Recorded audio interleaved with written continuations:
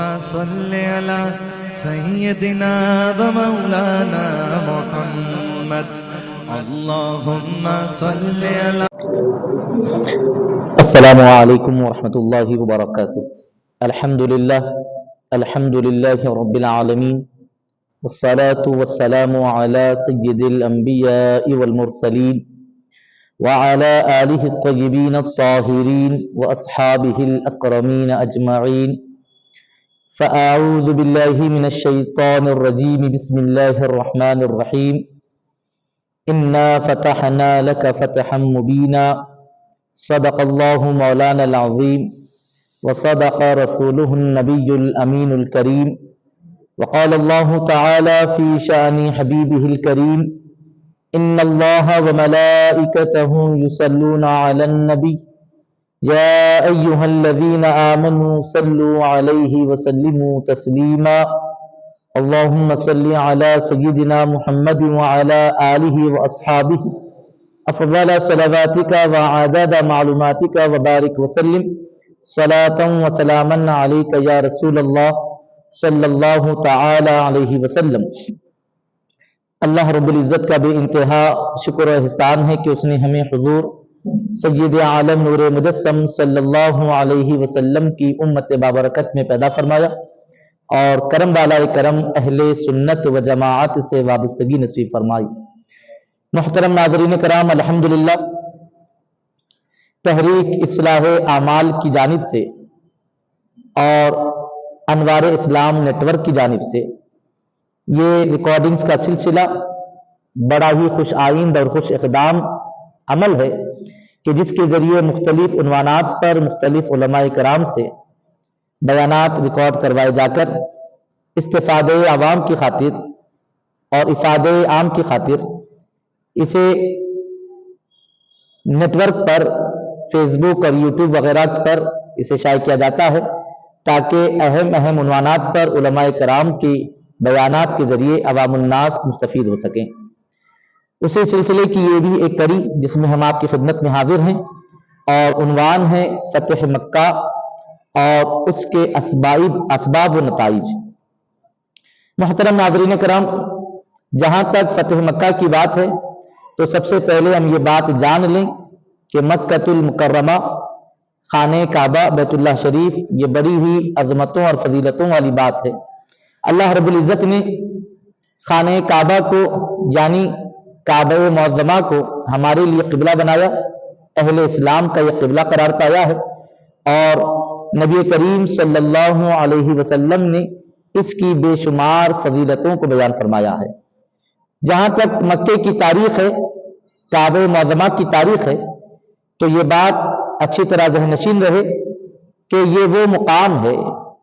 کہ جب ابھی زمین پھیلائی نہیں گئی تھی اور عرش الہی بھی پانی پر تھا، ایسے وقت میں زمین کا وجود صرف اتنا تھا جتنا کہ ابھی کعبہ معظمہ ہے، اتنا ہی حصہ ابھرا ہوا تھا، باقی ہر طرف پانی ہی پانی، بس اتنا حصہ ابھرا ہوا تھا۔ اور چونکہ عربی زبان میں ابھری ہوئی چیز کو بھی کعبہ کہتے ہیں، جیسے کہ ہم ٹخنے کو جو کہ پیر میں ابھرا ہوا حصہ ہوتا ہے اس کو بھی کعبہ کہا جاتا ہے، چونکہ یہ پیر میں ایک ابھرا ہوا مقام ہے۔ اسی اعتبار سے چونکہ پوری زمین ابھی چونکہ پھیلائی نہیں گئی تھی، ہر طرف پانی ہی پانی تھا، زمین بس اتنے ہی حصے میں ابھری ہوئی تھی اور ابھرا ہوا مقام ہونے کی وجہ سے اسے کعبہ کہا گیا ہے۔ اس کی اور بھی وجوہات بیان فرمائی گئی، چونکہ یہ مکعب شکل کا بھی ہے، اس وجہ سے بھی اسے کعبہ قرار دیا گیا۔ الغرض تاریخ کعبہ جب ہم دیکھتے ہیں تو یہ پہلو بھی ہمارے سامنے ہوتا ہے کہ یہ زمین کے وجود کی بقا کا حصہ رہا ہے۔ یہی وجہ ہے کہ اللہ رب العزت نے جب زمین کو وسعت عطا فرمائی اور پانی میں سے زمین کو ظاہر فرمایا اور زمین کو پھیلایا، تو اسی حصے کو چونکہ یہ زمین کے وجود کی بقا کا سبب تھا، اللہ رب العزت نے پوری روئے زمین پر اس کو سب سے زیادہ مشرف، اشرف اور مقدس بنایا ہے۔ اور پھر جہاں تک نسل انسانی کی بات ہے اور بقائے انسانی کی بات ہے تو اس کا تعلق بھی اسی حصے سے رہا ہے، جیسے کہ ارشاد فرمایا گیا کہ اللہ رب العزت نے جب حضرت آدم علیہ السلام کی پتلے کی تخلیق فرمانا چاہا، حضرت آدم علیہ السلام کی تخلیق کا ارادہ فرمایا، تو حضرت سیدنا آدم علیہ السلام کا پتلا تیار کرنے کے لیے مٹی کی ضرورت پیش آئی، تو مولا تعالیٰ نے سب سے پہلے تو جبریل امین کو بھیجا کہ وہ جائیں اور زمین سے مٹی لے کر آئیں۔ حضرت جبریل علیہ السلام زمین پر جب آئے، جیسے کہ میں نے ابھی عرض کیا ہے کہ صرف اتنا ہی حصہ زمین کا باقی تھا۔ جبریل علیہ السلام نے وہاں سے مٹی اٹھانی چاہی تو زمین نے جبریل علیہ السلام کے سامنے آہوزاری کی اور کہنے لگی کہ جبریل مجھ پر رحم کھاؤ، دیکھو میرا وجود بالکل اتنا ہی ہے اور اس میں سے بھی کچھ حصہ لے لیا جائے تو پھر مجھے اپنے وجود کو برقرار رکھنا بڑا دشوار ہوگا۔ جبریل علیہ السلام نے مٹی کی وہ آہوزاری کو سنا تو مٹی کی باتوں کو قبول کیا اور اللہ رب العزت کی بارگاہ میں لوٹے اور مٹی کی سفارش کو پیش کیا۔ پروردگار عالم نے حضرت میکائیل علیہ السلام کو بھیجا، حضرت اسرافیل علیہ السلام کو بھیجا، یہ دونوں بھی مٹی کی آہوزاری کو سن کر واپس تو لوٹ گئے، اور پھر جب حضرت اسرائیل علیہ السلام ملک الموت زمین کے پاس آئے مٹی لینے کے لیے، اور جب آپ نے مٹی اٹھانی چاہی تو مٹی نے ان کے سامنے بھی آہوزاری کی، کہا کہ جیسا پہلے والے لوٹے آپ بھی لوٹ جائیں، اللہ رب العزت کی بارگاہ میں میرا معروضہ پیش کریں کہ اگر اس میں سے میری اور بھی کچھ حصہ لے لیا جائے تو میرا وجود باقی نہیں رہ پائے گا۔ تو حضرت اسرائیل علیہ السلام نے مٹی سے مخاطب ہو کر کہا کہ تیرا وجود بچتا ہو یا ختم ہوتا ہے اس سے مجھے غرض نہیں ہے، مجھے بس حکم الہی کی تعمیل مقصود ہے، میں تو تجھ سے کچھ حصہ لے کر ضرور جاؤں گا۔ آپ وہ مٹی کا حصہ لے کر پہنچے تو پروردگار عالم نے اسی مٹی سے آدم علیہ السلام کے پتلے کو تیار فرمایا اور حضرت اسرائیل علیہ السلام کو اسی مٹی سے جس مخلوق کی تخلیق ہوئی ہے اس میں سے روح نکالنے کی ذمہ داری تفویض فرمائی ہے، کہتے ہوئے کہ اے اسرائیل جب تم پر مٹی کا رونا اثر انداز نہیں ہوا تو مٹی کی مخلوق کا رونا بھی تم پر اثر انداز نہیں ہوگا۔ اگر کوئی ذمہ داری دی جاتی تو جیسے کہ قریب الموت گھر والے دوست احباب رشتہ دار آہوزاری کرتے ہیں تو کسی اور کو ذمہ داری دی جاتی تو اس کے واپس لوٹ جانے کے اندیشے ہوتے۔ حضرت نبی اللہ رب العزت نے یہی جانچنے کے لیے مختلف فرشتوں کو بھیجتا رہا کہ دیکھتے ہیں کہ مٹی کا کس پر اثر نہیں ہوتا۔ اسرائیل علیہ السلام پر جب اس کا اثر نہیں ہوا تو پروردگار عالم نے ارشاد فرمایا کہ اسرائیل جب مٹی کی تم نے نہیں سنی تو مٹی کی مخلوق کی بھی تم نہیں سنو گے، یقیناً جیسے آج تم نے سختی کے ساتھ مٹی سے زمین سے مٹی لے کر آئے ہو، ایسے ہی جب کبھی کسی کا وقت آ جائے چاہے وہ لاکھ آہوزاری کرے چاہے وہ لاکھ منت و سماجت کرے تم پر اس کا کوئی اثر نہیں ہونا چاہیے، اور تمہیں جب حکم پہنچے تو یقیناً اس کی روح کو قبض کر لینا ہوگا۔ الغرض محترم ناظرین کرام، اور پھر اس کے بعد خانہ کعبہ کی تاریخ چلتی ہے۔ پہلے تو حضرت آدم علیہ السلام نے اس کی بنیادیں کھڑی فرمائی اور پھر وہاں پر عمارت قائم فرمائی، پھر وہ بدلتے وقت کے ساتھ اس کی بدلتے زمانے کے ساتھ تعمیرات میں جو ہے مختلف وقت میں تبدیلیاں ہوتی رہی۔ پھر حضرت ابراہیم علیہ السلام نے بھی خانہ کعبہ کی تعمیر فرمائی، اور الغرض یہ سلسلہ تعمیرات کا رد و بدل کا چلتا رہا۔ دور رسالت مآب صلی اللہ علیہ وسلم میں بھی جبکہ آقا علیہ السلام نے نبوت کا اعلان نہیں فرمایا، ایسے وقت بھی قریش مکہ نے خانہ کعبہ کی تعمیر جدید کرنے کا ارادہ کیا، اور پھر سب کی اتفاق رائے سے دیواریں خانہ کعبہ کی دیواریں بلند تو ہو گئی، لیکن ایک مرحلہ ایسا آیا کہ جہاں پر ان قبائل میں جھگڑا اور فساد برپا ہو گیا، اور جھگڑا اس بات پر ہوا کہ خانہ کعبہ کی دیواروں میں جب حجر اسود کی تنصیب کا موقع آیا تو قبائل آپس میں لڑ پڑے یہ کہتے ہوئے کہ ہم حقدار ہیں کہ خانہ کعبہ کی دیواروں میں حجر اسود کو ہم نصب کریں گے۔ دوسرے قبیلے کے لوگ کہتے کہ یہ حق ہمارا ہے، تیسرے قبیلے کے لوگ کہتے کہ ہم زیادہ حقدار ہیں، اور جب بات نزاعی کیفیت کی بن گئی تو لوگوں نے طے کیا کہ ٹھیک ایسا کرتے ہیں کہ آج جھگڑے کو یہیں پر ختم کرتے ہیں، کل صبح میں ہم یہاں پر آئیں گے اور جو سب سے پہلے حرم میں داخل ہوا ہوگا انہی کو ہم اپنا حاکم بنائیں گے، اور جو فیصلہ وہ کریں گے وہ سب کو قبول ہوگا۔ اس دن تو سب لوٹ گئے۔ دوسرے دن جب سب خانہ کعبہ کے پاس آئے تو کیا دیکھا کہ نبی کریم صلی اللہ علیہ وسلم عبادت میں مصروف ہیں. جیسے ہی سب نے آقا علیہ السلام کو دیکھا تو پکار اٹھے کہ یہ تو امین اور صادق ہیں، ویسے بھی ان کا ہمارا فیصلہ منظور ہے. اب تو یہ خود پہلے سے موجود ہیں، ہمارے فیصلے کے مطابق، ہمارے ارادے کے مطابق، ہمارے اصول کے مطابق، تو پھر ہم انہیں اپنا حاکم بناتے ہیں، ہم انہیں اپنا حکم بناتے ہیں. یہ جو فیصلہ کریں گے ہمیں منظور ہوگا. نبی کریم صلی اللہ علیہ وسلم کی شان دیکھیں. آقا علیہ السلام نے اگرچہ کہ فیصلے کا پورا پورا حق حاصل ہے، لیکن تب بھی نبی کریم صلی اللہ علیہ وسلم نے کسی کو اس فضیلت سے محروم نہیں فرمایا. آقا علیہ السلام نے اپنی چادر بچھائی، حجر اسود کو اس پر رکھا اور رکھتے ہوئے ارشاد فرمایا کہ اب تمام قبائل کے سردار آئیں اور سب مل کر اس چادر کو اٹھائیں تاکہ سب کو حجر اسود کی نصب کرنے کی فضیلت حاصل ہو جائے. یہ میرے نبی کریم صلی اللہ علیہ وسلم کی حکمت اور دانائی ہے. اگرچہ کہ قوم اس بات پہ اتفاق کر چکی ہے، آپ جو فیصلہ کریں گے منظور ہیں. آپ کسی ایک کو بھی کہتے کہ یہ نصب کریں گے تب بھی قوم اس پر اعتماد کر چکی ہے، اس پر اتفاق کر چکی ہے. لیکن آقا علیہ السلام کی شان دیکھیں. حبیب خدا صلی اللہ علیہ وسلم نے کسی کو اس موقع میں محروم ہونے نہیں دیا، سب کو یہ فضیلت عطا فرمائی اور سب نے وہ چادر اٹھا کر اس مقام تک لائے جہاں پر حجر اسود کو نصب کرنا ہے. وہاں آنے کے بعد نبی پاک علیہ السلام نے خود اپنے دست رحمت سے حجر اسود کو نصب فرمایا ہے. یعنی یقیناً خانہ کعبہ کی دیواریں مقدس ہیں، یقیناً حجر اسود تقدس والا ہے، لیکن ہر دو شے کا تقدس نبی پاک صلی اللہ علیہ وسلم کے دست رحمت کی موجب ہے. آقا علیہ السلام کی دست مبارکہ سے نصب تنصیب عمل میں آئی تو پھر اللہ رب العزت نے اسے اور بھی عظمتوں برکتوں سے سرفراز فرما دیا. اور ایک بات یہاں قابل غور یہ بھی ہے کہ آپ دیکھیں کہ یقیناً بدلتے وقت اور زمانوں کے ساتھ خانہ کعبہ کی تعمیر اور ترمیم ہوتی رہی، لیکن 1400 سال قبل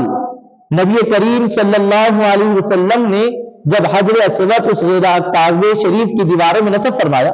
اس کے بعد سے پھر کبھی دیوار کعبہ کی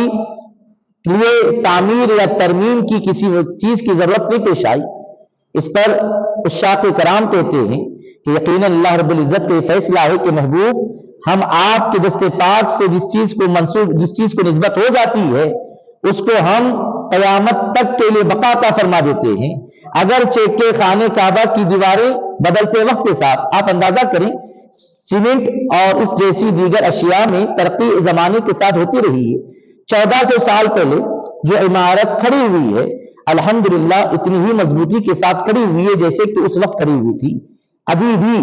دیگر جو تعمیرات ہوتی ہیں، دیگر جو عمارتیں کھڑی ہوئی ہیں، اس میں تزئین کی تعمیر کی ضرورتیں پیش آتی رہتی ہیں، لیکن خانہ کعبہ کی دیواروں کو کسی قسم کی تعمیر کی ضرورت نہیں پیش آتی. کیوں؟ اس لیے کہ اللہ رب العزت نے دست پاک مصطفیٰ صلی اللہ علیہ وسلم کی نسبت کی برکت سے ایسی بقا عطا فرمائی ہے کہ تا صبح قیامت خانہ کعبہ کی دیواروں کو کسی بھی تعمیر کی، کسی بھی مضبوطی کی ضرورت اور حاجت نہیں ہے. یہ اللہ رب العزت کا یہ فیصلہ ہے. تبھی تو آپ دیکھیں اللہ نے جو کلام نبی پاک علیہ السلام پر نازل فرمایا وہ قرآن مجید تا صبح قیامت محفوظ ہے. جو امت نبی پاک علیہ السلام کو عطا ہوئی وہ تا صبح قیامت اللہ نے بقا اس کو عطا فرمائی ہے. جو شریعت حبیب پاک علیہ السلام کو عطا ہوئی وہ شریعت اور اس کا نفاذ تا صبح قیامت باقی رہتا ہے بلا تسبیح بلا تمثیل. جس خانہ خدا کو، جس خانہ کعبہ کو دست مصطفیٰ صلی اللہ علیہ وسلم سے نسبت حاصل ہوئی وہ تعصب قیامت بقا اور جاویدانی حاصل کر چکا ہے. محترم ناظرین کرام، یہی مقام اس علاقے کو اس وجہ سے بھی شرف اور امتیاز حاصل ہے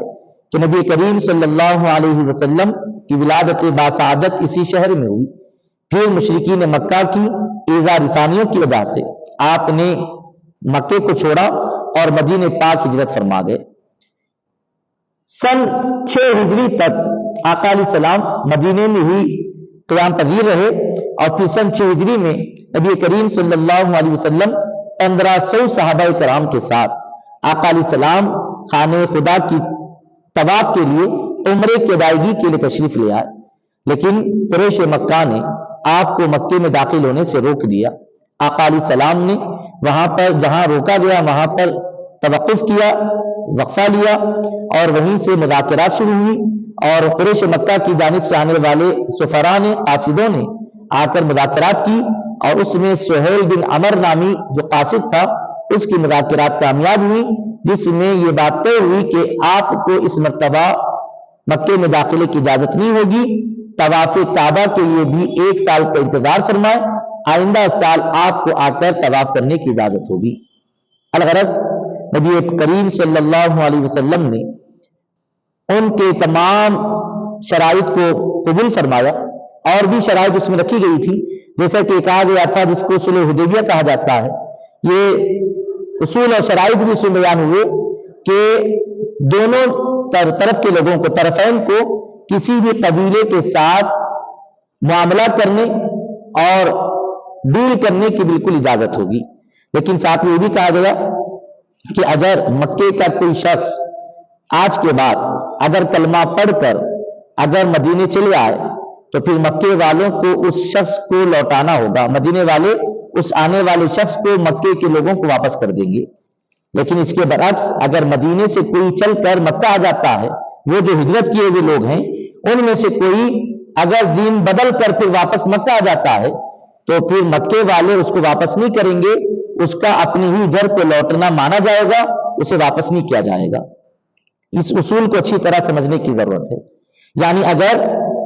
اس صلح کے بعد اگر کوئی شخص مذہب اسلام کو قبول کرتا ہے اور مکہ چھوڑ کر مدینہ چلا جاتا ہے تو اسے مدینے میں رہنے نہیں دیا جائے گا, اور نبی پاک علیہ السلام اسے واپس مکہ لوٹا دیں گے. اور اگر مدینے جو پہلے سے جا چکے ہیں, کلمہ پڑھ کر داخل اسلام ہو چکے ہیں, اگر انہیں یہ خیال آ جاتا ہے کہ مجھے اپنے آبا و اجداد کے دین کی طرف لوٹنا ہے تو انہیں واپس ہونے کی پوری گنجائش ہوگی, اور مدینے کے لوگ اسے نہیں روکیں گے. اور اگر وہ مکہ آ جاتے ہیں تو مکے کے لوگ قریش مکہ ایسے شخص کو واپس بھی نہیں کریں گے. نبی پاک صلی اللہ علیہ وسلم نے ایسے شرائط کو بھی قبول فرمایا. لیکن آپ دیکھیں صحابہ کرام رضوان اللہ تعالی علیہ اجمعین تو بڑے بے چین تھے کہ نبی پاک علیہ السلام ان شرائط کو قبول نہ فرمائے, کیونکہ بظاہر ایسے معلوم ہو رہا تھا کہ یہ تو بالکل باندھ دینے والے اصول و شرائط ہیں. لیکن نبی کریم صلی اللہ علیہ وسلم کی چشم نبوت یہ ضرور دیکھ رہی تھی کہ یہ جو شرائط بناتے ہیں بنائیں, یقیناً یہ شرائط ہماری حق میں بہتر ہوں گے اور خود انہیں اس کا خمیازہ بھگتنا پڑے گا. اور ایسے ہی ہوا, تفصیل میں جانے کا موقع نہیں ہے. بہرحال وہ صلح نامہ ترتیب ہوا اور پھر سہیل بن عمر کی مذاکرات کے ذریعے یہ تمام شرائط قبول کر لیے گئے. نبی پاک علیہ السلام وہاں سے واپس لوٹے. پھر دوسرے سال نہیں, تیسرے سال سن 8 ہجری میں نبی کریم صلی اللہ علیہ وسلم نے جب مدینے سے کوچ فرمایا تو 10,000 صحابہ کرام کی تعداد آپ کے ساتھ ہے. یہاں پر ایک بات بڑی توجہ کے ساتھ عرض کرتا چلوں, وہ یہ کہ 10 رمضان مبارک کو سن 8 ہجری میں نبی کریم صلی اللہ علیہ وسلم وہاں سے یعنی مدینے سے آپ حج بیت اللہ ادا کرنے کے لیے نکلے. اندازہ کریں 2 سال پہلے 1500 کی تعداد تھی اور 2 ہی سال میں وہ تعداد 10,000 کو جا پہنچی ہے. جو بغائی جو شرائط جن کو نبی پاک علیہ السلام نے قبول فرمایا قریش مکہ کی جانب سے, وہ شرائط بغائی تو ایسے معلوم ہو رہے ہیں کہ اب تو اسلام کوئی قبول نہیں کرے گا, بلکہ جو قبول کر چکے ہیں ان کے بھی لوٹنے کے امکانات اور راستے کھلے ہوئے ہیں, اور نئے کسی کے قبول کرنے کے جانے کے راستے بظاہر نظر نہیں آ رہے. لیکن انہی 2 سالوں میں دیکھیں کہ تعداد 10,000 صحابہ کرام حج بیت اللہ کے لیے روانہ ہو چکے ہیں. اتنی بڑی بھاری تعداد دامن رسالت مآب علیہ السلام میں آباد ہوتی ہے, اور یہ کوئی کم تعداد نہیں ہے. اور یہ بالکل 2 سال کے مختصر سے عرصے میں اتنی تعداد کا بڑھنا یہ بالکل واضح طور پر بتاتا ہے کہ اسلام میں اللہ رب العزت نے دین اسلام میں ایک عجب قسم کی لچک رکھی ہے. جب بھی زمانے نے اسے دبانا چاہا مذہب اسلام کو اتنا ہی فروغ حاصل ہوا ہے. اور انہی پہلوؤں سے ہمیں موجودہ معاشرے کے مسلمانوں کو بھی نصیحت حاصل کرنے کی ضرورت ہے. ہم ضرور اپنے طور پر کوشش کریں گے, ضرور ہم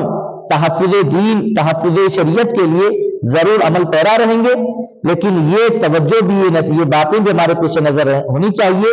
کہ اسلام کی حفاظت کی کوششیں کرنا ہمارا کام ہے, اور اسلام کا تحفظ اور اس کو فروغ دینا اللہ اور اس کے رسول کی ذمہ داری ہے. اور یقیناً جب جب بھی اسلام کو دبانے کی کوششیں کی گئی ہیں اللہ رب العزت نے ایسے ہی اسلام کو بلندیاں سے بلندیاں عطا فرمائی۔ الغرض 10,000 صحابہ کی تعداد لے کر نبی پاک علیہ السلام روانہ ہوئے، اور اس کی وجہ بھی یہ بنی کہ خود قریش مکہ نے اس ڈیل کو توڑا، اس معاہدے کو توڑا، جیسے کہ بتایا گیا کہ جب یہ معاہدہ ہو گیا کہ دیگر قبائل کے ساتھ طرفین یعنی مدینے کے لوگ اور مکے کے لوگ کسی کے ساتھ بھی ڈیل اور معاہدہ کر سکتے ہیں، تو اس وقت دو بڑے قبیلے تھے جن کے آپس میں نہیں بنتی، ایک بنو بکر اور دوسرے بنو خزاعہ۔ یہ آپس میں ایک دوسرے سے ہمیشہ نبرد آزما رہا کرتے، تو بنو بکر نے تو قریش سے معاہدہ کر لیا، اور بنو خزاعہ نبی کریم صلی اللہ علیہ وسلم کے ساتھ معاہدہ کر چکے اور آپ کے حلیف بن چکے تھے۔ کچھ وقت کے بعد بنو بکر کو بنو خزاعہ سے بڑی دشمنی تھی، اور آئے دن وہ تاک میں رہتے کہ کسی طرح ہم نقصان پہنچائیں۔ ایک موقع غنیمت جان کر قبیلے بنو بکر کے لوگوں نے قریش مکہ کی امداد کے ساتھ تعاون کے ذریعے قبیلے بنو خزاعہ پر حملہ کر دیا، اور بنو خزاعہ کے لوگ نبی پاک علیہ السلام کے پاس حاضر ہوئے، کہا کہ ہم پر حملہ کر دیا گیا ہے، آپ ہماری مدد فرمائیں، ہمارے لیے کوشش فرمائیں۔ نبی کریم صلی اللہ علیہ وسلم کا پیغام امن دیکھیں، پیغام شانتی دیکھیں۔ آقا علیہ السلام نے فی الفور بنو خزاعہ کی مدد کرتے ہوئے قبیلے بنو بکر پر حملہ آور نہیں ہوئے، نہ ہی دوسرے قبائل کو آپ نے نشانہ بنایا، بلکہ اس وقت بھی نبی کریم صلی اللہ علیہ وسلم نے قریش مکہ کو 3 باتوں کی میں سے کسی ایک بات کو اختیار کرنے کی مہلت عطا فرمائی۔ پہلی بات تو ارشاد فرمائی، پہلی شرط یہ کہ جب قبیلے بنو بکر نے بنو خزاعہ پر حملہ کیا ہے تو قریش مکہ چونکہ بنو بکر کے ساتھ حلیف ہے، تو قریش مکہ کو چاہیے کہ بنو خزاعہ کے لوگوں کو ان کا خون بہا دے، ان کا جو بھی نقصان ہے اس کی پابندائی کرے۔ یا پھر دوسری شرط یہ ہے کہ وہ اپنی جو ہے بنو بکر کے ساتھ جو ان کا معاہدہ ہے اس سے دستبرداری اختیار کر لے، دوری اختیار کر لے، قبیلے بنو بکر کو اکیلا کر دے۔ یا پھر تیسری صورت یہ ہوگی کہ اگر وہ قبیلے بنو بکر سے بنو خزاعہ کو دیت بھی خون بہا بھی نہیں دلاتے اور اپنی دستبرداری کا اعلان بھی نہیں کرتے، تو تیسری شرط یہ ہے کہ پھر بنو بکر کے ساتھی سے ہی وہ مقابلے کے لیے اتر آ جائے۔ قریش مکہ نے اسی بات کو پسند کیا، اور سہیل بن عمر کو یہ قاصد بنا کر بھیجا گیا کہ آپ جائیں اور بتا دیں کہ ہم تیسری شرط کو پسند کرتے ہیں، اور اب تک جو ہمارا معاہدہ تھا وہ ٹوٹ جاتا ہے، اب کوئی ہمارا معاہدہ باقی نہیں رہتا۔ پہلے تو جذبات میں قریش مکہ نے سہیل بن عمر کو بھیج تو دیا، لیکن بعد میں احساس ہوا کہ ہم ان سے یہاں رہتے وقت تک لڑ نہیں پائے، ہم مکے میں رہتے دم تک محمد عربی سے کسی قسم میں ان کو روک نہیں پائے، اب تو 8 سال ہو چکے ہیں وہ مدینہ رخصت ہوئے اور بڑی بھاری تعداد ان کے ساتھ ہے، اب ہمارا کوئی زور ان پر نہیں چل پائے گا، بہتری اسی میں ہوگی کہ اب ان کے ساتھ معاہدے کو برقرار رکھے، اور اس کی تجدید ہی کروانے کے لیے ابو سفیان کو بھیجا گیا۔ یہ ابھی داخل اسلام نہیں ہوئے تھے، نبی پاک علیہ السلام کے پاس آئے، لیکن جب تک معاہدے کے ختم ہونے کا اعلان ہو چکا تھا اس لیے یہ معاہدہ کی پھر سے تجدید تو نہ ہو پائی۔ بہرحال کہ نبی پاک علیہ السلام نے اپنے حلیف جماعتوں کے ساتھ مکہ چلنے کا اعلان فرمایا، یہ نہیں بتایا کہ کس سے لڑنا، لڑائی کے لیے تیاری کا اعلان ہوا، نتیجتاً 10,000 کی بھاری تعداد جمع ہو گئی، اور یہ سب چلنے کے ارادے میں ہیں۔ نبی کریم صلی اللہ علیہ وسلم نے تمام انتظامات فرما دیے۔ ایسے میں ایک اہم واقعہ اس وقت ہی وقوع پذیر ہوا ہے، وہ یہ کہ ایک صحابی ہیں جن کا نام ہے حضرت حاطب بن ابی بلتع رضی اللہ تعالیٰ عنہ، ان سے ایک غلطی ہوئی، وہ یہ کہ اگرچہ کہ یہ رازدارانہ طور پر کوششیں ہو رہی تھی، لیکن حضرت حاطب نے ان کوششوں کی خبر پہنچانے کے لیے ایک خط لکھا اور ایک خاتون کے ذریعے قریش مکہ کو اس کی خبر پہنچانے کے لیے بھیج دیا۔ نبی کریم صلی اللہ علیہ وسلم حضرت حاطب نے تو پہلے کسی کو اطلاع تو نہیں فرمائی، اور آپ سچے صحابی رسول ہیں، ایک غرض تھی، اس غرض کے تحت آپ نے یہ راز فاش کرنے کی کوشش ضرور کی ہے، لیکن نبی رحمت صلی اللہ علیہ وسلم کو پروردگار عالم نے اس سے پہلے ہی باخبر فرما دیا، اور آپ نے حضرت علی مرتضی رضی اللہ تعالیٰ عنہ، حضرت زبیر رضی اللہ تعالیٰ عنہ اور حضرت مقداد رضی اللہ تعالیٰ عنہ، ان تینوں کو یہ کہہ کر بھیجا کہ تم روضہ خاک پر جاؤ، وہاں ایک خاتون ملے گی، اس کے پاس ایک خط ہوگا، اس سے وہ خط لے کر آنا ہے۔ یہ تینوں صحابہ کرام روضہ خاک پر پہنچے، وہاں بالکل آقا علیہ السلام کے بتانے کے مطابق ایک خاتون نظر آئی، اور حضرت ابی مرتضیٰ رضی اللہ تعالیٰ عنہ نے اس سے خط کا مطالبہ کیا۔ پہلے تو اس نے انکار کیا کہ میرے پاس کچھ نہیں ہے۔ مولا کائنات سیدنا علی مرتضیٰ رضی اللہ تعالیٰ عنہ ارشاد فرماتے ہیں کہ ہمیں جس نبی نے خبر سنائی ہے یقیناً وہ سچے ہیں، اور ہم سے سننے میں بھی کوئی غلطی نہیں ہوئی ہے، تو یقیناً یقیناً تیرے پاس وہ خط ضرور ہوگا، اور ہم تجھ سے وہ خط لیے بغیر تجھے نہیں چھوڑنے والے۔ اس خاتون نے جب مولا علی کے تیور دیکھے تو اپنے بالوں میں سے وہ خط نکال کر حضرت علی کے حوالے کر دیا۔ مولا کائنات حضرت مقداد حضرت زبیر رضی اللہ تعالیٰ عنہ اجمعین وہ خط لیے نبی پاک علیہ السلام کی بارگاہ میں حاضر ہوئے۔ جب خط کھولا گیا تو اس میں لکھا ہوا پایا گیا کہ مدینے میں ہونے والی لڑائی کی تیاریوں کی اس میں خبر لکھی گئی تھی۔ نبی پاک صلی اللہ علیہ وسلم نے حضرت حاتب رضی اللہ تعالیٰ عنہ کو طلب فرمایا اور ان سے استفسار کیا، سوال کیا، دریافت کیا، تو آپ نے عرض کی کہ حضور میں نے یقیناً خط لکھا ہے، لیکن میرے خط لکھنے کا مقصد یہ نہیں تھا کہ میں قریش مکہ کی مدد کروں اور میری مدد سے انہیں کچھ فائدہ پہنچے گا، ہرگز ایسا نہیں ہوگا۔ میں نے تو بس کوشش اس لیے کی ہے کیونکہ یہاں مدینے میں جتنے ہمارے مہاجر بھائی ہیں ان کے گھر کے افراد مکے میں ہیں، تو دیگر رشتہ دار بھی ہیں جن سے وہ محفوظ ہیں۔ میرا مکے میں میرے اہل عیال کے علاوہ اور کوئی نہیں ہے، تو میں نے یہ خط اس لیے لکھا تاکہ قریش مکہ کی کچھ ہمدردی کر دوں، اور اس ہمدردی کے نتیجے میں وہ میرے اہل عیال کے ساتھ نرمی کا معاملہ کریں، کچھ نرمی میرے اہل عیال کو پیش آ جائے، اس خاطر میں نے خط لکھا۔ لیکن جہاں تک خط کے نتیجے کی بات ہے تو آقا میرا ایمان ہی ہے کہ میرا خط لکھنا یہ ہرگز قریش مکہ کو کوئی فائدہ نہیں پہنچائے گا۔ اللہ رب العزت آپ کی مدد فرمائے گا اور یقیناً آپ ہی فاتح اور کامران ہوں گے۔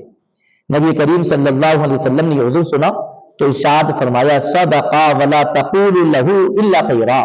آقا علیہ السلام فرماتے ہیں کہ حاتب نے بالکل صحیح کہا ہے، جو حاتب نے جانا وہی کہا ہے۔ اب کوئی حاتب کو اس واقعے کو لے کر ان کے بارے میں سوائے خیر کے اور کچھ نہ کہے۔ ناظرین کرام، یہاں پر رک کر ایک بات ضرور عرض کروں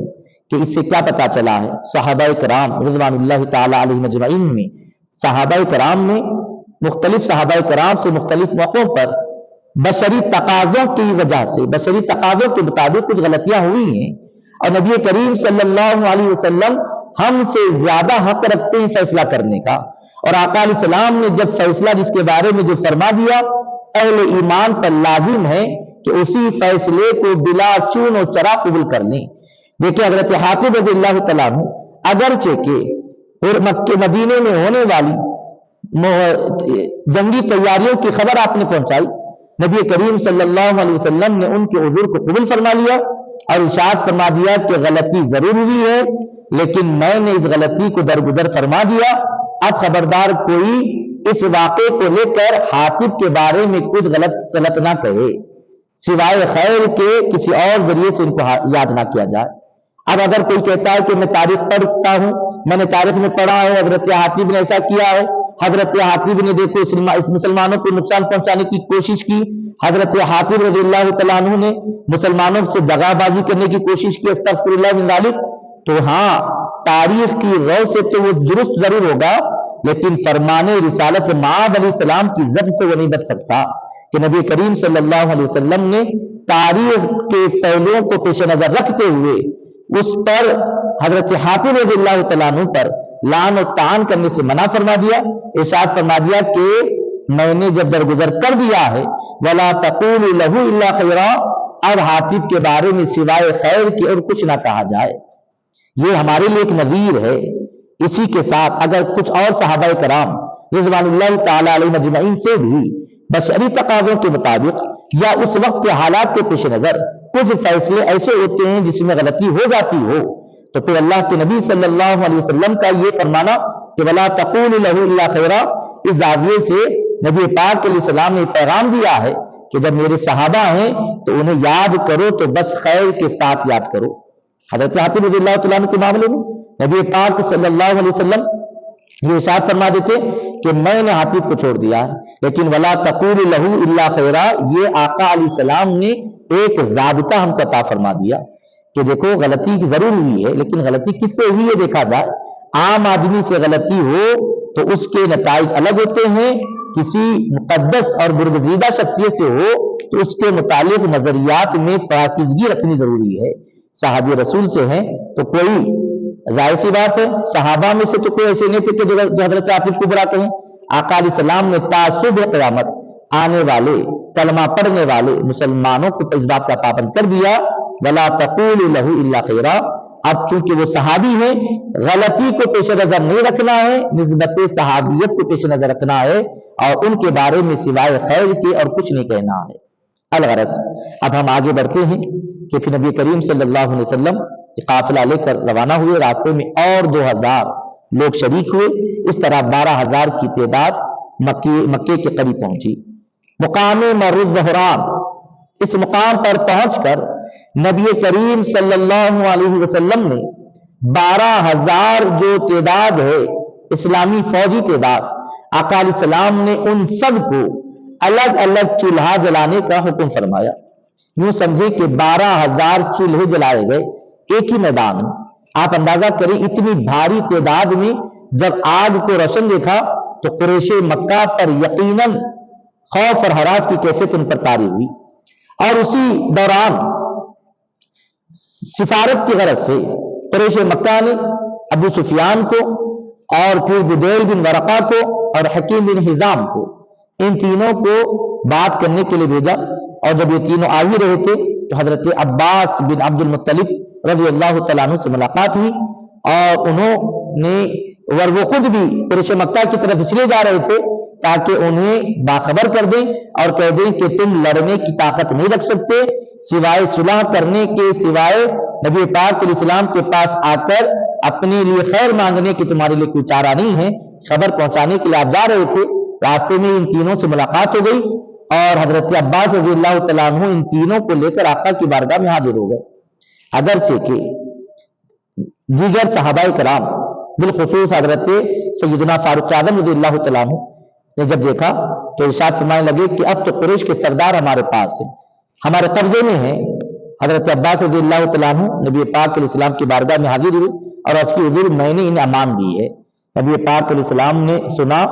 اپنے چچا کی زبانی تو پھر اسی امان کو قبول فرمایا اور ارشاد فرمایا کہ میں نے ان تینوں کو امان دے دی۔ پھر اس کے بعد نبی پاک علیہ السلام نے حضرت عباس رضی اللہ تعالیٰ عنہ کو فرمایا کہ ذرا پہاڑ کی چوٹی پر لے جا کر ذرا ہماری فوج کی ان کو نشاندہی کروا دو، مشاہدہ کروا دو۔ حضرت عباس رضی اللہ تعالیٰ عنہ جب لے کر چلے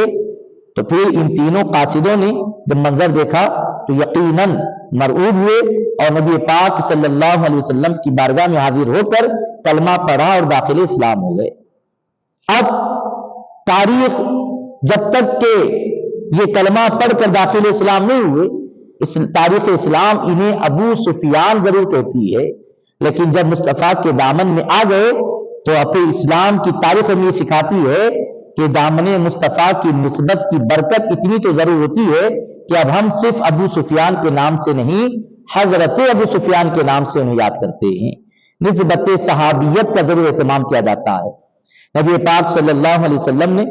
جب حضرت ابو سفیان داخل اسلام ہو گئے تو آقا علیہ السلام کی شان کریمی دیکھے۔ نبی پاک علیہ السلام پھر جب مکے میں داخل ہو رہے ہیں ارشاد فرماتے ہیں کہ من دخل دار ابی سفیان فہو آمن، اعلان ہے کہ جو ابو سفیان کے گھر میں داخل ہو گیا اس کے لیے امان ہے۔ ومن القى السلاح فهو آمن، جس نے تلواریں نیچے رکھ دی، اپنے ہتھیار اتار دیے، گویا اپنے آپ کو جنگ سے، لڑائی سے دور قرار دے دیا،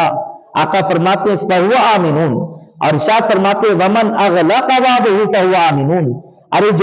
جس کسی نے اپنے اہل عیال کی حفاظت کی خاطر اپنے دروازوں کو بند کر لیا فہو آمن، اس پر بھی امان ہے، اس کے لیے بھی امان ہے۔ ناظرین کرام، یہ کس کا فرمان ہے؟ نبی کریم صلی اللہ علیہ وسلم کا۔ لیکن یہ جو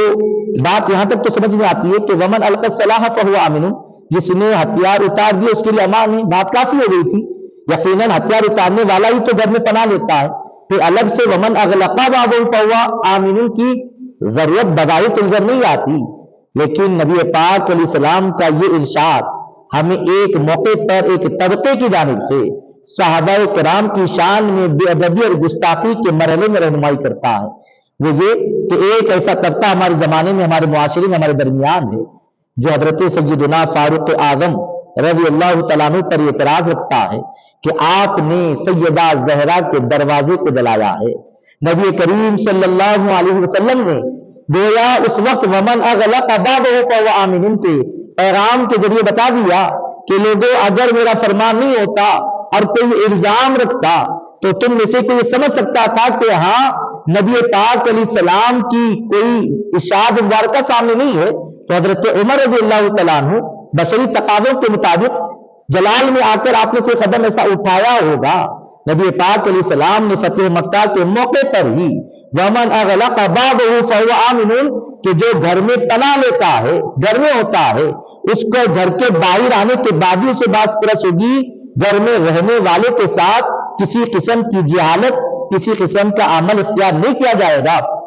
اس کی تعلیم بھی آقا نے صحابہ کرام کو عطا فرمائی ہے، اور صحابہ کرام رضوان اللہ تعالیٰ علیہ مجمعین ہر بات نبی پاک علیہ السلام سے سیکھتے ہیں اور اس پر عمل کرتے ہیں۔ تو یقیناً تمام صحابہ کا اس پر ابھی عمل ہے کہ کبھی کسی صحابی نے کسی کے دروازے پر جا کر، کسی کے گھر پر جا کر کسی قسم کا تقاضا نہیں کیا ہے۔ عام صحابی سے،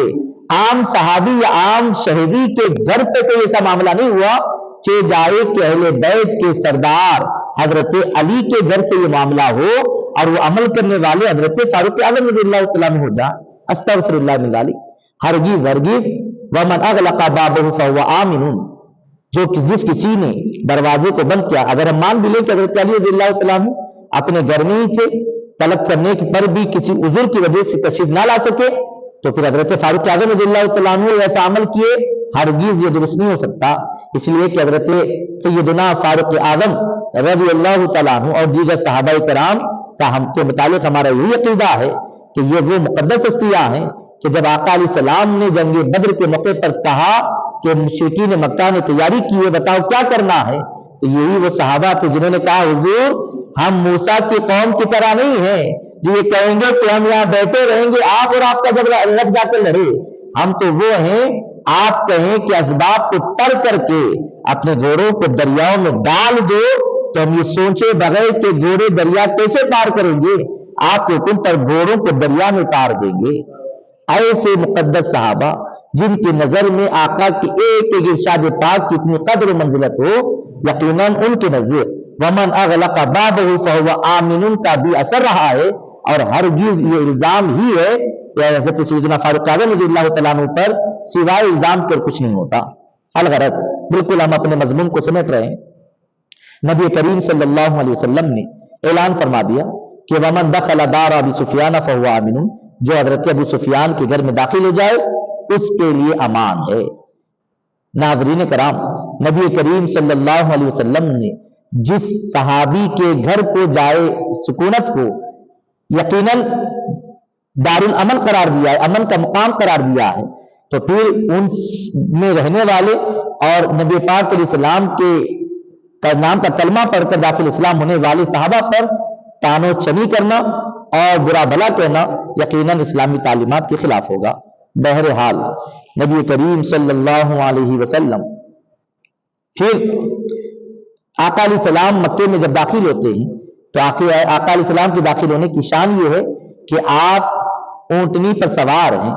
اور آپ کے پیچھے آپ کے نواسے حضرت اسامہ بیٹھے ہوئے ہیں۔ یہاں پر بھی ایک بات رکتے ہوئے ضرور ایک بات عرض کرتا چلوں، وہ یہ کہ بعض اہل تشیع کی جانب سے یہ اعتراض ہوتا ہے کہ نبی کریم صلی اللہ علیہ وسلم کی صرف ایک ہی شہزادی وہ سیدہ زہرا، سیدہ بی بی فاطمہ زہرا رضی اللہ تعالیٰ عنہا ہیں، کوئی اور شہزادیاں آپ کی نہیں تھی، اور اس کے لیے مباہلے کے وقت کی واقعے کو پیش کیا جاتا ہے۔ سوال اٹھایا جاتا ہے کہ دیکھو اگر سرکار کی اور بھی بیٹیاں تھیں اور بھی داماد تھے تو پھر نبی پاک علیہ السلام نے انہیں لے کر کیوں نہیں آئے؟ صرف بیوی فاطمہ کو لے کر کیوں آئے؟ صرف مولا علی کو لے کر کیوں آئے؟ صرف حسنین کریمین کو لے کر کیوں آئے؟ اس کا مطلب یہ ہے کہ سوائے حسنین کے کوئی اور نواسے نہیں تھے، سوائے علی کے کوئی اور داماد نہیں تھے، سوائے سیدہ کے سرکار کی کوئی اور بیٹی نہیں تھی، یہ الزام رکھا جاتا ہے۔ ناظرین کرام، جبکہ حقیقت یہ ہے کہ نبی کریم صلی اللہ علیہ وسلم کی سیدہ زہرا کو ملا کر 4 شہزادیاں ہیں۔ چونکہ وقت مباحلہ سے قبل ہی وہ تینوں شہزادیوں کا انتقال ہو چکا تھا، اس وجہ سے وہ تینوں شہزادیاں نہیں تھی، اور چونکہ انتقال ہو جانے کی وجہ سے اب رشتہ داماد کا باقی نہیں رہا تھا، اس وجہ سے حضرت عثمان غنی رضی اللہ تعالیٰ عنہ بھی اس وقت میں آپ کے ساتھ نہیں تھے۔ لیکن یہ کہنا کہ بیٹیاں ازل سے تھی ہی نہیں، یہ بالکل جہالت والی بات ہے۔ جبکہ حقیقت دیکھیں کہ فتح مکہ کے موقع پر نبی کریم صلی اللہ علیہ وسلم کی اونٹنی پر سرکار کے پیچھے حضرت اسامہ بیٹھے ہوئے ہیں، اور یہ نبی کریم صلی اللہ علیہ وسلم کے نواسے ہیں۔ اب اگر کوئی یہ کہتا ہے کہ کسی واقعے میں کسی کا ہونا دوسرے کی اگر نفی مانا جائے، جیسے کہ مباحلے کے وقت میں حسنین کریمین ہیں، حضرت اسامہ نہیں ہیں، تو اور کوئی یہ کہتا ہے کہ دیکھو وقت مباحلہ حسنین ہے، کوئی اور نہیں ہے، تو سوائے حسنین کے اور کوئی نواسے نہیں، تو پھر اگر یہی قاعدے کو لے کر چلیں گے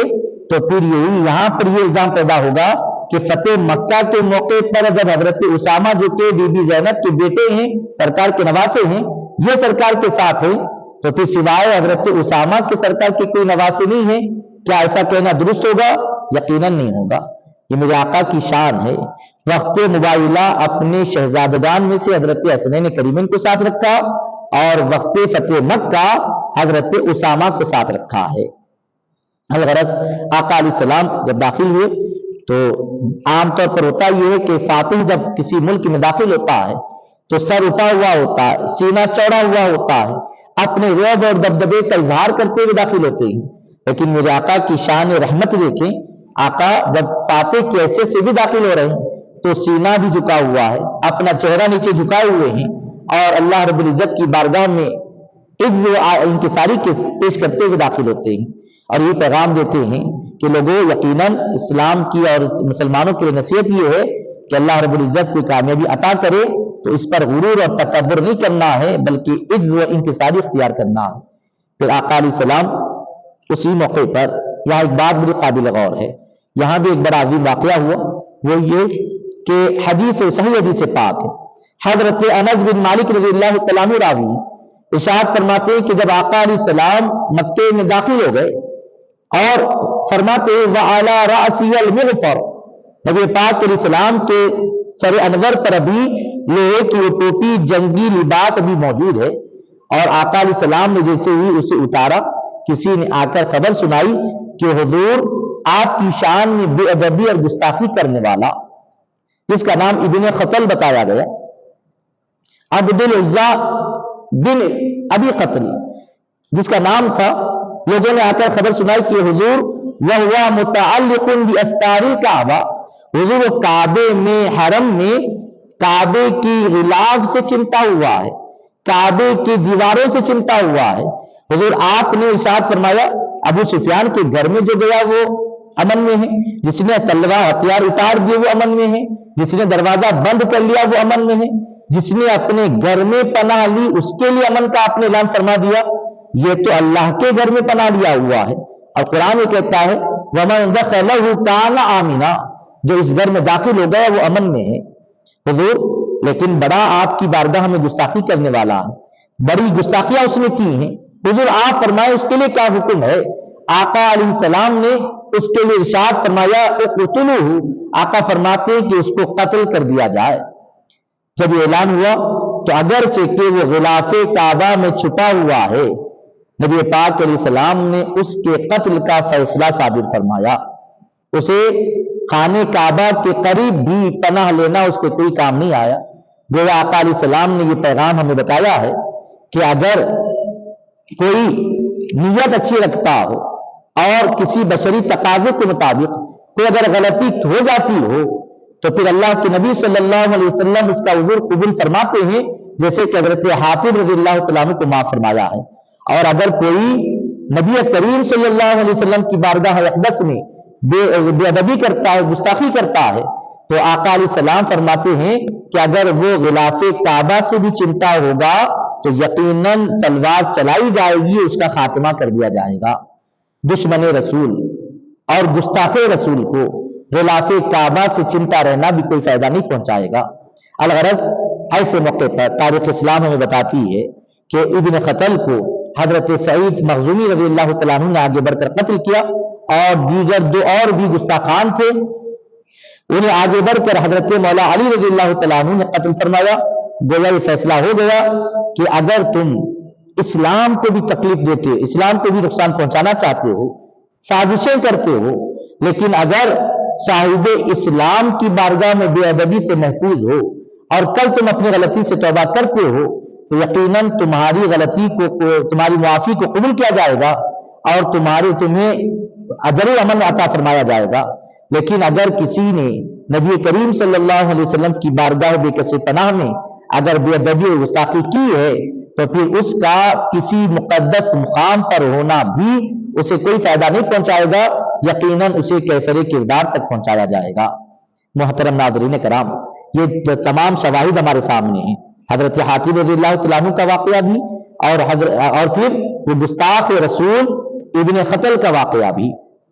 دونوں بھی ہمارے سامنے ہیں۔ سرکار حضرت حاتم کو معافی عطا فرماتے ہیں، کیوں؟ اس لیے کہ یقیناً انہوں نے ایسی کوشش کی، ایسی غلطی ان سے سرزد ہوئی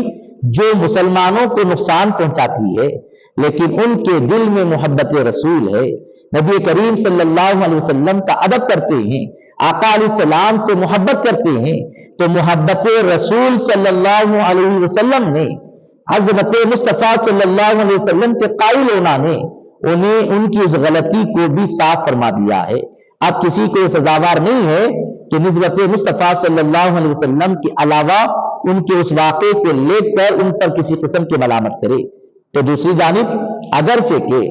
اسلام کی نقصان پہنچانے کی طرف کی کوشش نہیں ہوئی، لیکن نبی پاک علیہ السلام کی شان میں بے ادبی اور گستاخی کی ہے، تو آقا علیہ السلام نے کعبے جیسے مقدس مقام پر ہونے پر بھی اس کے قتل کا فیصلہ صادر فرمایا ہے۔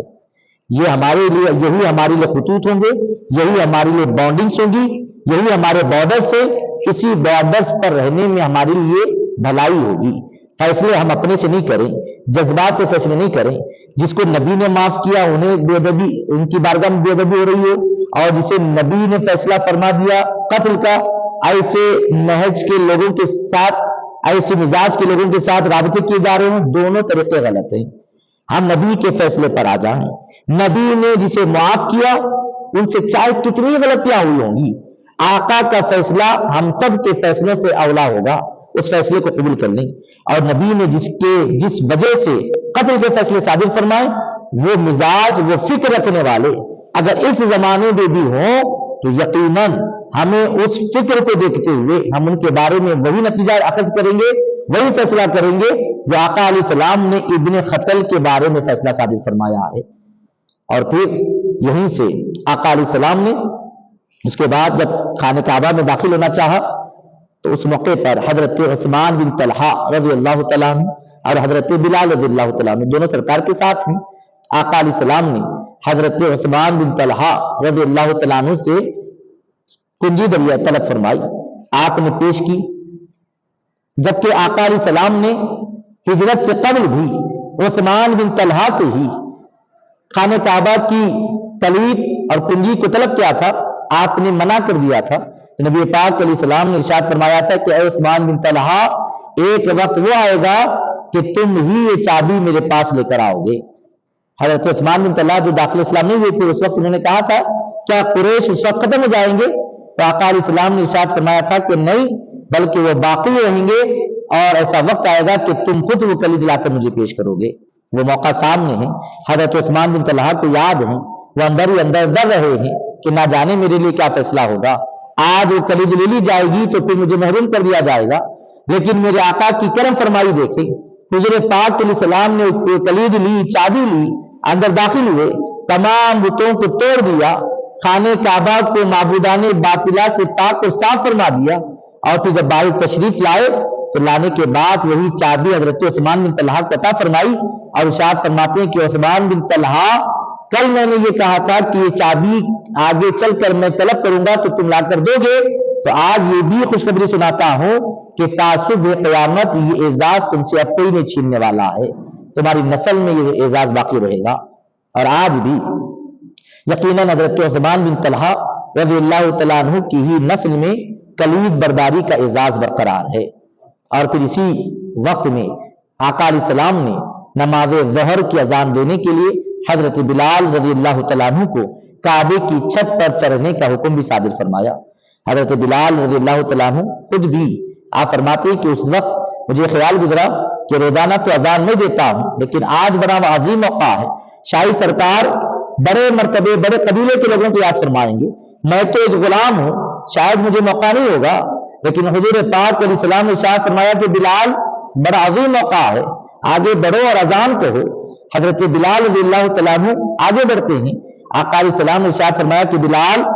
ایسا موقع تعصب قیامت نہیں آنے والا ہے، موقع عظیم ہے تو اذان بھی بڑی عظیم ہونی چاہیے۔ عرض کی حضور حکم فرمائے تو آقا علیہ السلام نے فرمایا کہ بلال ہمیشہ اذان زمین پر ٹھہر کر دیتے ہو، اب کی بار زمین پر ٹھہر کر نہیں، کعبے کی چھت پر چڑھ کر اذان کہو۔